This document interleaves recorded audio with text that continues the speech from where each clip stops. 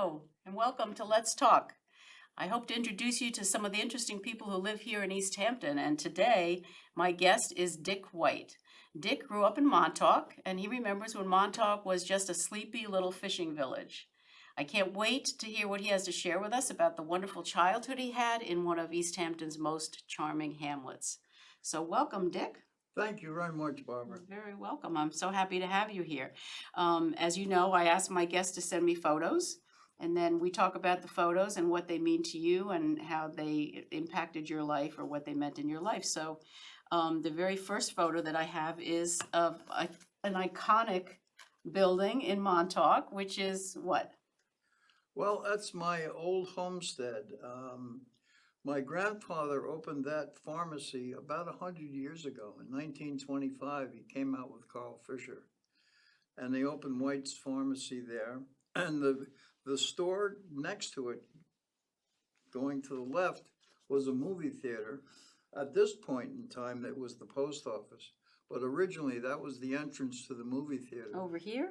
In the middle. In the middle, okay. Right there where it says U.S. Post Office, or Montauk or something. Right, I see. And then next to it, it says White's Liquor Store. Uh-huh. That originally was Montauk Utilities. It was a hardware store. It was before I was born. But anyway, my grandfather opened the store, and they had the one in East Hampton, and he had 5 others up the island. And he lost all the stores in the Depression when he went completely penniless, bankrupt. And so my father had to drop out of Dartmouth, and I'm a little hazy about. I know he got his pharmacy license as a pharmacy degree from Columbia University, along with my Uncle Bill, who had the East Hampton store. Both of them Bill had to drop out of University of Pennsylvania, Dad out of Dartmouth. And anyway, Dad opened this store. And then we'll fast forward to 1941, and you'll see between the two peaks, there's a little set of windows. That was my bedroom. That was your bedroom? Yes. And if you were in the bedroom looking across the street, it had a bird's eye view of the front door of Shagwan Tavern. Had a lot of stories about that. Sure. We haven't got enough time today. Well, you know what's interesting to me is when I was growing up as well, almost all the stores along Main Street and Newtown Lane in East Hampton, the shop owners lived upstairs. Yeah. That's really doesn't happen anymore. No, You know, unfortunately. they've all become part of the store. You know, the real estate is too valuable, I guess, as retail space. But in those days, everybody lived upstairs over the stores. And what a great place to live, right on the street like that, where all the action If you could was. go back to the picture, I have one kind of small story. Later on, when my brother came along, I was kicked out of that room into the next room Yeah. over. You see the 3 windows Yes, there? uh-huh. Yeah, that was my bedroom. Okay, And you'll notice it's right over the post office. right. Well, one day after school, I was supposed to come home, change my clothes to the after school clothes, and neatly put them away. Well, this one day I was in a hurry, and I just dropped them on the floor and went. When I came home, my mother had found them and threw all my clothes out the window, where everybody going to the post office had to step over them, and I had to go down embarrassed and pick them up and bring them.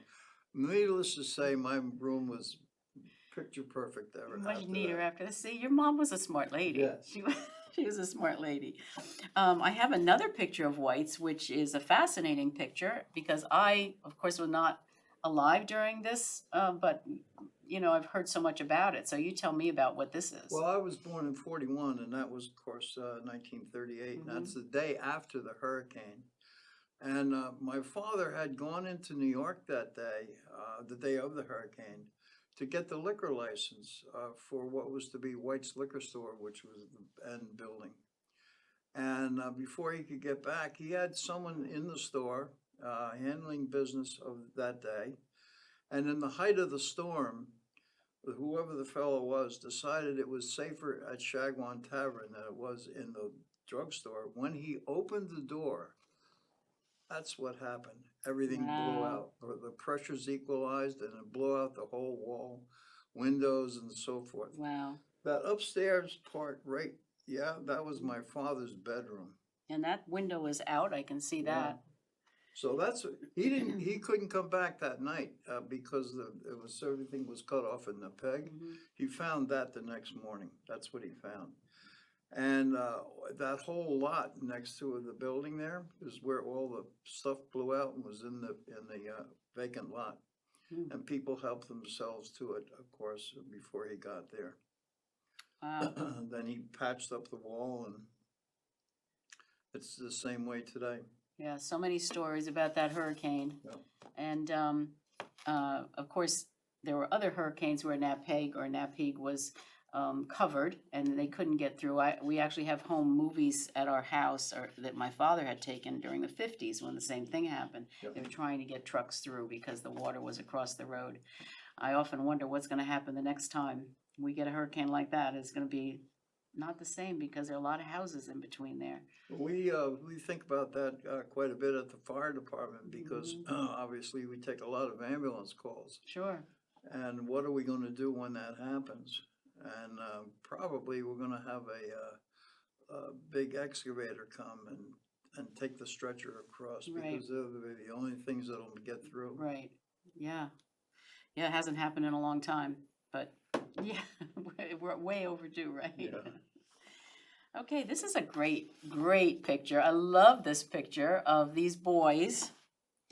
Some of them look like troublemakers. Well, I don't know. unfortunately, that picture cut out the one girl that was there. Oh, She really? was- I can name everyone there. Or anybody Starting we out would all know? the way on the left is Dickie Belver. Okay. Bill's in fame. That's Randy Kelly. Bill Brockman, you heard of him. His father was a state trooper. Mhm. That's Billy Steck. His Okay. brother, John Steck, was a trustee later on.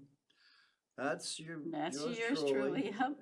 That's Timmy Gilmartin, Okay. good friend of mine. And Who was the girl here? That's Betty Martell, who married Charlie Marisi. Uh-huh. And these two And guys? Don O'Brien.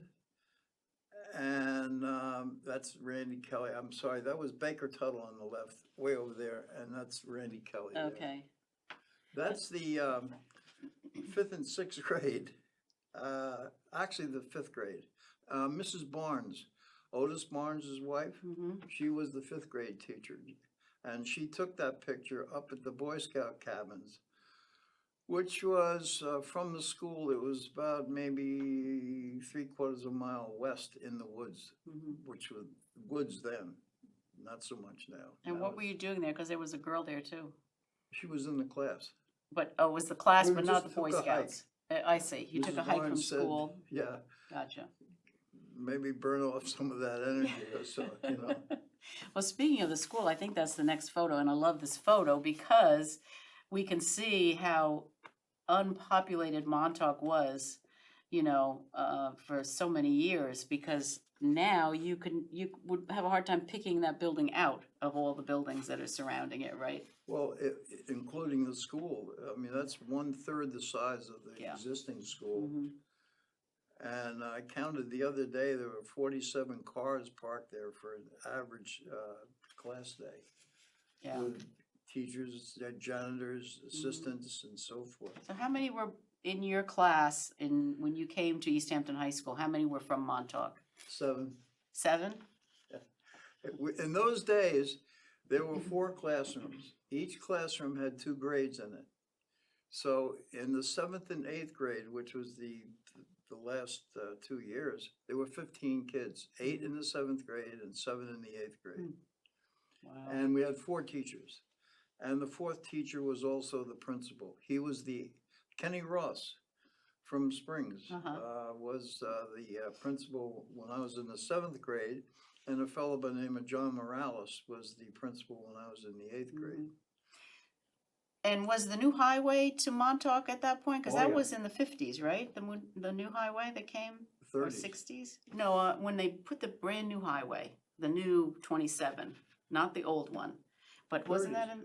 That was Robert Moses. It's New York State Parkway. Oh, I was thinking that was maybe in the 50s or No. 60s. No, it was in the 30s. Okay. So, Yeah, he and Robert Moses and Carl Fisher had a contest who was going to buy most of Montauk. And he put that part, it was called New York State Parkway. And it's kind of funny because when you drive through it, it ends just past the dump, just before you come into that picture of Montauk where it opens up. It was supposed to go over the pond. Hmm. And when you go into Montauk today, there's a soccer field and a baseball field and then the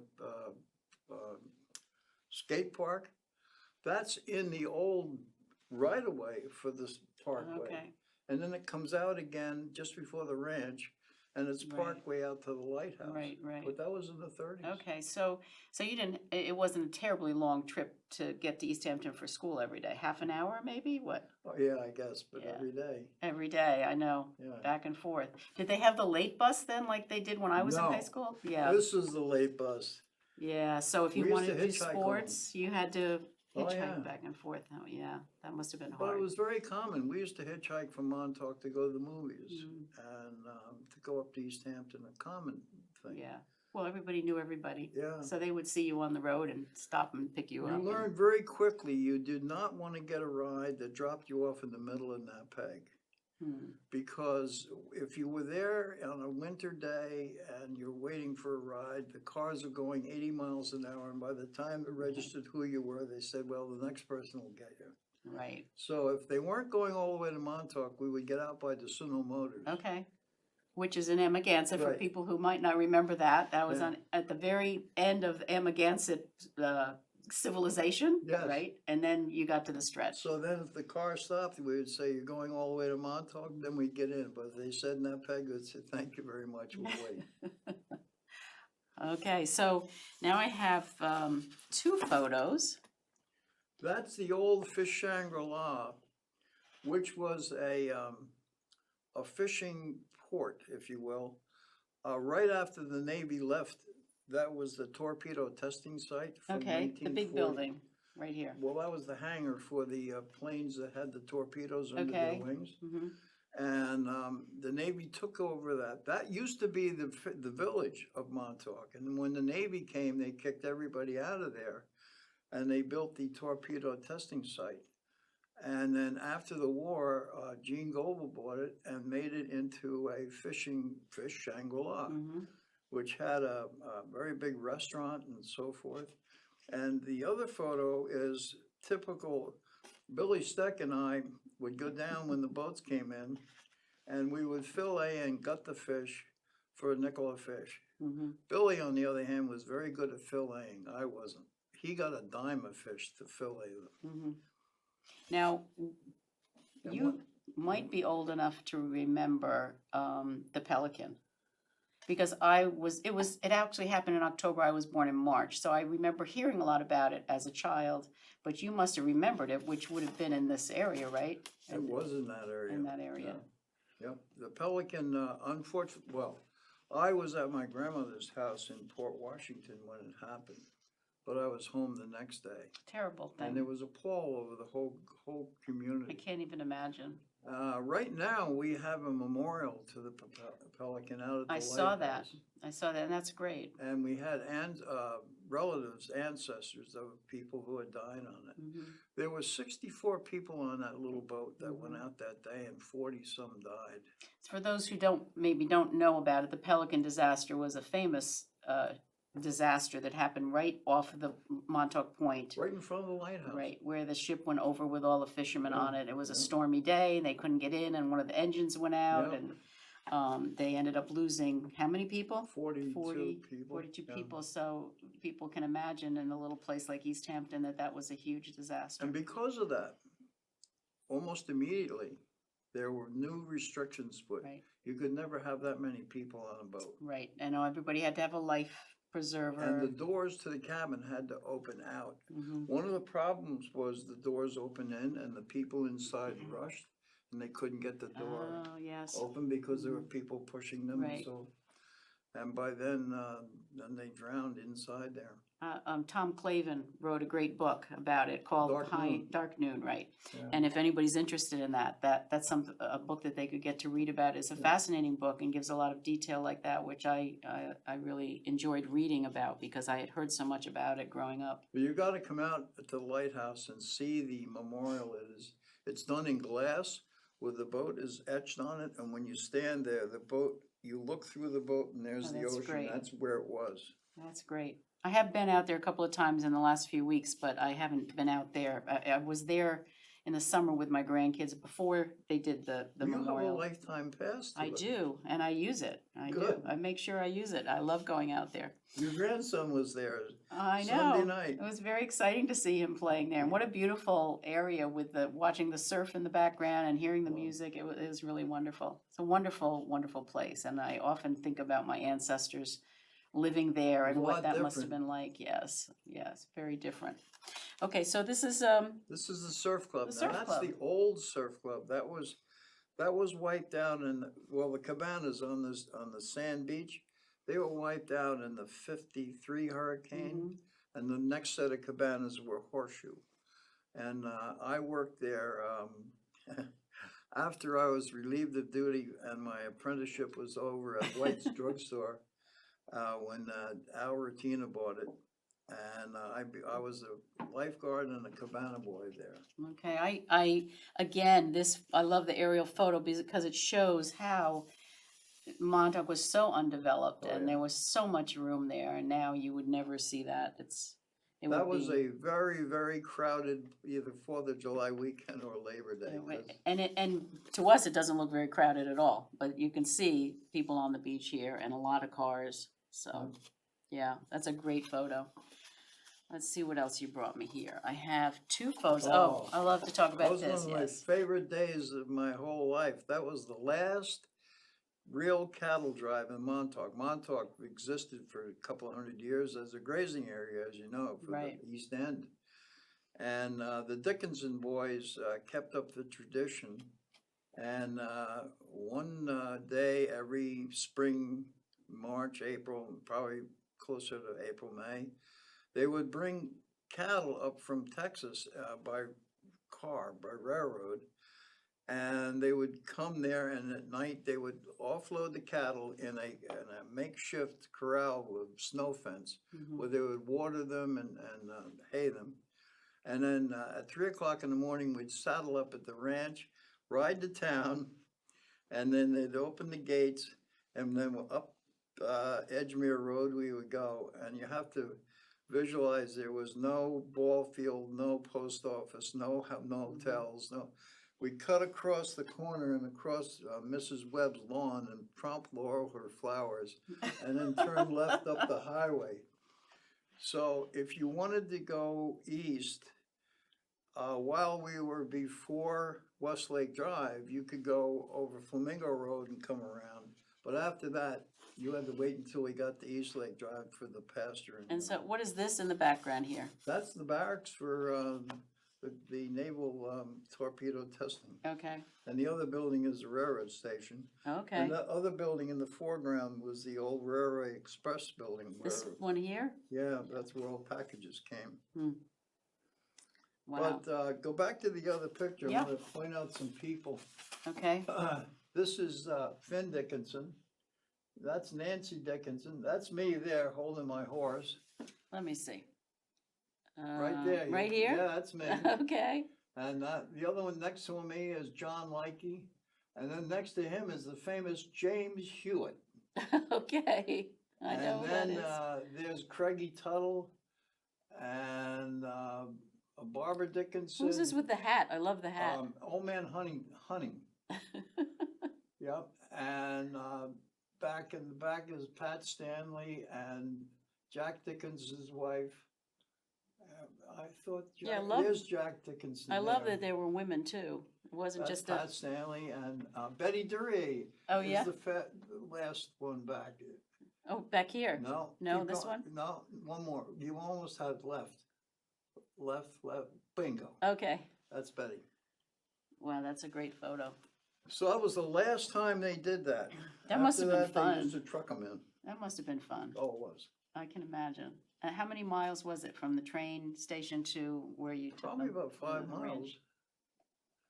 And then you have to, I can see it. When you turn to East Lake Drive, there were 3 houses on the upland side. After that, there wasn't anything all the Nothing. way to the water. Right. And every March, we would burn that. Right. And we had these smudge pots behind the horse and we'd drag it through the brush. But it was only last year's grass, so there was no big conflagration. It Yeah. was just last year's grass, the flames went up, the flames went down.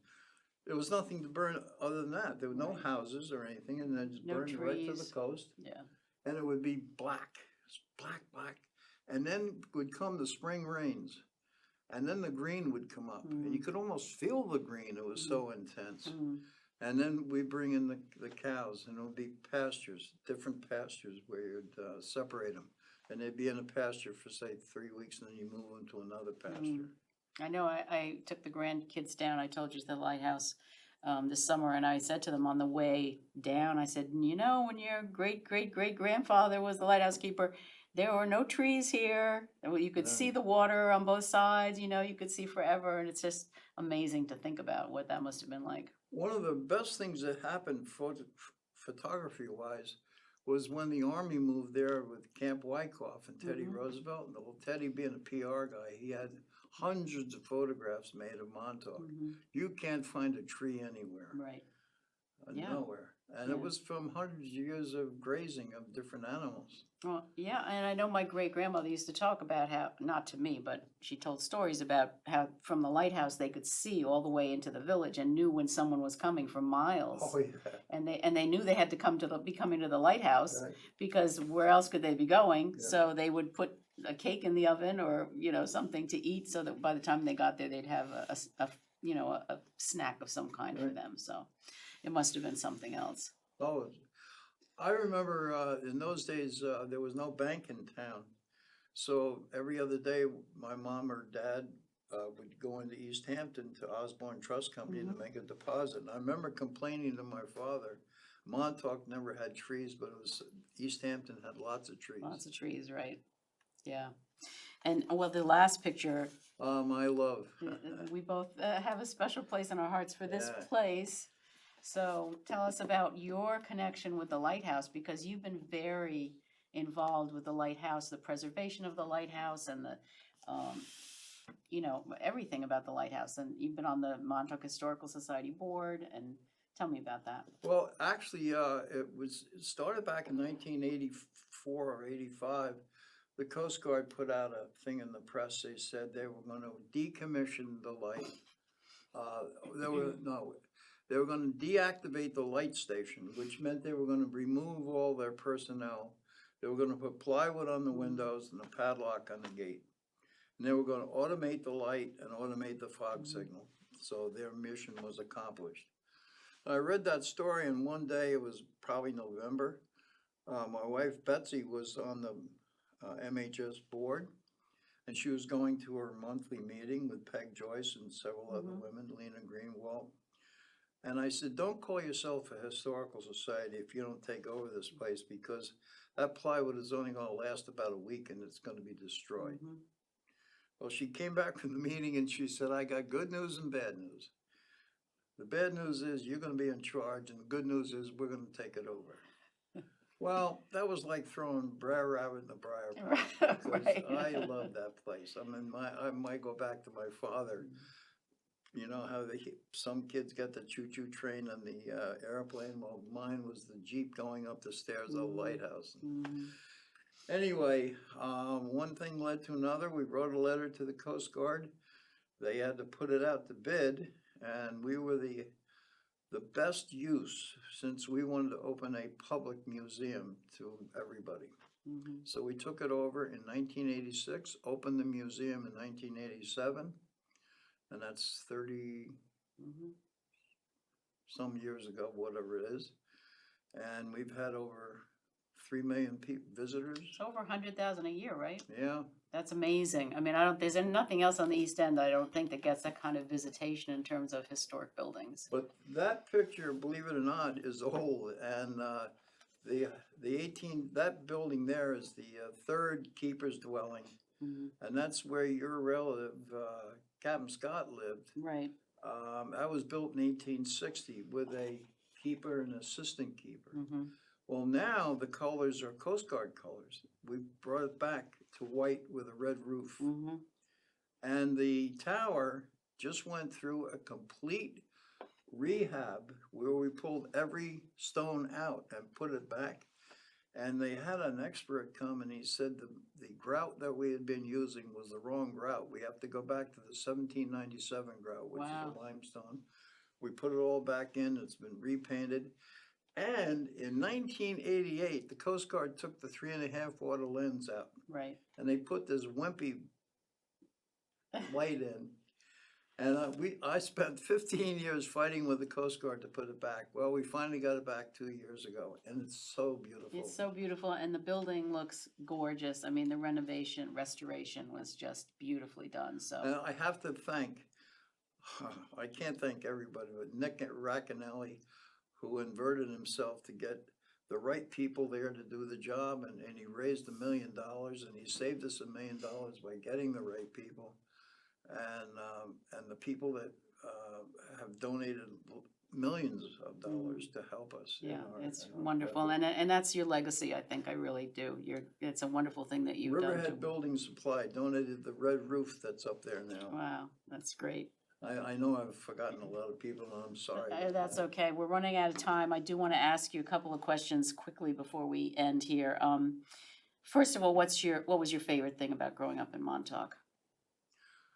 Oh, a lot of things, but I grew up over a drugstore that had a soda fountain. And Jimmy Hewitt used to say that I really didn't have any friends. It was just that they liked to come and play with me because my dad had a soda fountain and comic books. Yep. I remember those days when that's what you did when you went to a drugstore. You could same in East Hampton. Came to play with me. I always managed to get some kind of ice cream. Absolutely. And we'd go back in the stockroom and read the comic books and then put them back on the shelf. Okay, and when I end my interviews, I like to ask everybody the same question. It's my homage to, I can't think of, James Lipton, who used to do an interview show, I don't know if you ever saw, called Inside the Actors Studio. And he had a series of questions he asked everybody he interviewed. And the last question I always thought was great is, if heaven exists, what would you like to hear God say when you get to the pearly gates? I've changed Montauk back to 1950. 1950. That would be great. I saw a bumper sticker the other day. Make Montauk not so great again. Yeah, I totally understand that. Yeah, it was a magical place, as all of East Hampton was at the time. Yeah. So I want to thank Dick White for sharing his story with us. I'm sorry we ran out of time. Maybe we'll have to do part 2 at some point. I also want to thank my sponsor, Marshall and Sterling Insurance of East Hampton, and the staff of LTV, and of course you, the listeners who join us. And I hope that you'll come back again soon and meet yet another interesting person who lives right here in our town.